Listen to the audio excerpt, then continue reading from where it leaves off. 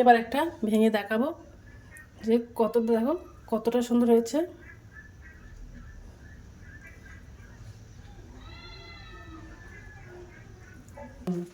তো একটু খেয়ে দেখবো।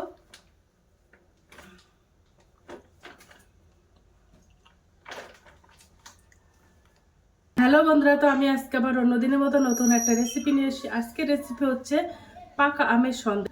তো আমি এই রেসিপিটা কিভাবে বানাই তোমরা শেষ পর্যন্ত ভিডিওটা স্কিপ না করে পাশে থেকে দেখার জন্য অনুরোধ রইল। তো চলো রেসিপিটা শুরু করি। এই সন্দেশটা বানানোর জন্য আমার পাকা আম লাগবে। তো দেখো আমি দুটো পাকা আম নিয়ে নিয়েছি। এবার আম দুটো আমি কেটে পিস পিস করে নেব। আমগুলো কাটা হয়ে গেছে, এবার আমি মিক্সার গ্রাইন্ডারে দিয়ে আমটা মিক্সার করে নেব। এই আমের সন্দেশটা বানাতে আমার ময়দা লাগবে। তো দেখো আমি 200 গ্রাম ময়দা নিয়ে নিয়েছি। ময়দাটা আবার ভালো করে চালনি দিয়ে চেলে নেব। ময়দা থেকে দেখো এই দলাগুলো বেরিয়েছে। এবার আমি আমের সন্দেশটা বানিয়ে নেব। তো উনানে দেখো আমি একটা ফ্রাইং প্যান দিয়ে দিয়েছি। এবার গ্যাসটা অন করে দেবো। ফ্রাইং প্যানটা গরম হয়ে গেছে। এবার আমি ওর মধ্যে 1 চামচ ঘি দিয়ে দেব। এটা ঘি কিংবা বাটার দিয়েই বানালে ভালো লাগে, সাদা তেল দিয়ে কিন্তু সন্দেশটা বানালে খুব ভালো লাগবে না। তো ঘিটা আমি দিয়ে দিলাম। ঘিটা গরম হয়ে গেছে, আর আমি যে ময়দাটা টেলে নিয়েছিলাম ওই ময়দাটা দিয়ে দেব। দিয়ে এবার ময়দাটা ভাজা করে নেব ঘি দিয়ে।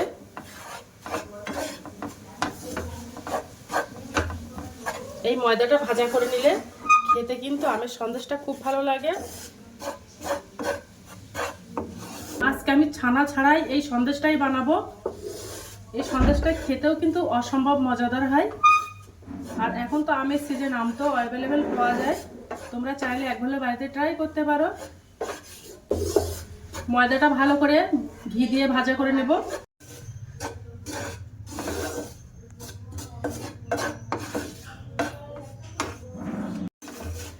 দেখো ময়দাটা ভাজা করা হয়ে গেছে। যে আমের পেস্টটা বানিয়ে নিয়েছিলাম ওই পেস্ট দিয়ে দেব। দিয়ে এবার ময়দার সঙ্গে ভালো করে মিশিয়ে নেব।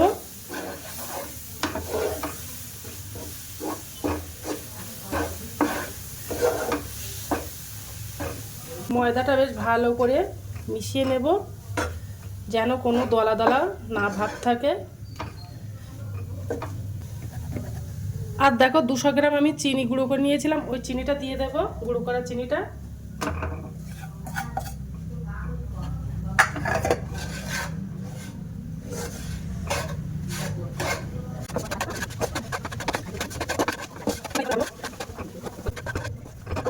এবারে আমের সন্দেশের মধ্যে আমি 1 প্যাকেট গুঁড়ো দুধ দিয়ে দেবো। আর এই গুঁড়ো দুধটা দিলে কিন্তু সন্দেশটা খেতে আরো সুন্দর লাগে, যেহেতু আমি ওর মধ্যে কোনো ছানা দিচ্ছি না তার জন্য। তোমরা চাইলে এটা বাদ দিয়ে দিতে পারো, কিন্তু এটা দিলে কিন্তু খেতে দুর্দান্ত লাগে সন্দেশটা। গুঁড়ো দুধটা দিয়ে দেব, দিয়ে ভালো করে মিশিয়ে নেব। ওর মধ্যে আমি 1 চিমটে লবণ দিয়ে দেব। আর এই লবণটা দিলে এই সন্দেশটা খেতে কিন্তু খুব ভালো লাগে, তার জন্য দিয়ে দিলাম।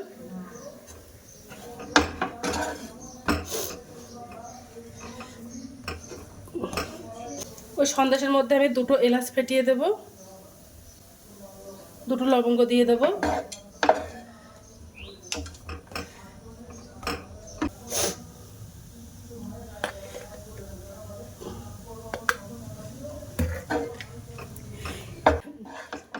আর একটু ঘি দিয়ে দিলাম। দিয়ে এবার সন্দেশটা ভালো করে রান্না করে নেব। খুব কম সময়ে অল্প খরচে বাড়িতে ঝটপট এই আমের সন্দেশটা বানিয়ে ফেলতে পারো। আর দোকানে গিয়ে আর সন্দেশ খাওয়ার কোনো প্রয়োজন হবে না। এই সন্দেশটা এতটা সুন্দর হয় খেতে। আম ফুরিয়ে যাওয়ার আগেই এই সন্দেশটা বানিয়ে ফেলুন বাড়িতে ঝটপট। আর ভিডিওটা ভালো লেগে থাকলে আমার চ্যানেলে একটা লাইক, কমেন্ট, শেয়ার এবং সাবস্ক্রাইব করে দেবে। দেখো আমি সন্দেশটা বানানো হয়ে গেছে আর কতটা সুন্দর হয়েছে। এই সন্দেশটা সেট করার জন্য দেখো আমি একটা ট্রে নিয়ে নিয়েছি। এই ট্রেতেই আমি সন্দেশটা সেট করে নেব।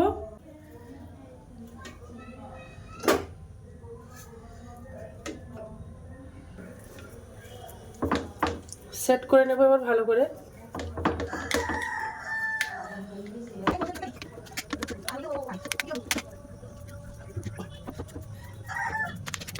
সুন্দর করে আমি সেট করে নিয়েছি। দেখো জমে গেছে। এবার আমি কেটে নেব। এই সন্দেশটা আমি 3টে ভাগে ভাগ করে নেব।